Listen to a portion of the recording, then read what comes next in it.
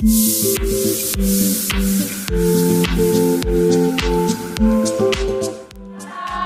somos Tantara Teatro, venimos de Madrid y vamos a participar este año con Buscando a Eva Dawson en la muestra de teatro joven de Donosti. Yo soy Silvia Henares, soy autora y directora de la obra, además de actriz, y estos son los demás personajes del elenco. Bueno, yo soy Erika Andreina. Yo, Irene Catalá. Yo soy Molise Garra.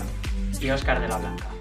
Y Lidia Dayan, creemos en ti, Lidia Dayan, siempre estaremos aquí. Y ahora caminas como mujer y a todos quieres convencer. Desde que entras por esa sala, eres Eva Dawson, ¿vale?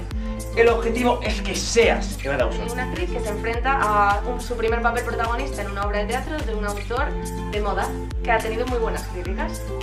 Es muy entretenida y tenéis que venir a vernos. Porque os vais a encontrar de todo. De todo. Todo Risas. tipo de personajes, os vais a reír, ¿qué más? A llorar. Comedia, tintes de drama, de todo. Y nada más, que esperamos que vengáis a vernos. Hasta luego. Chao.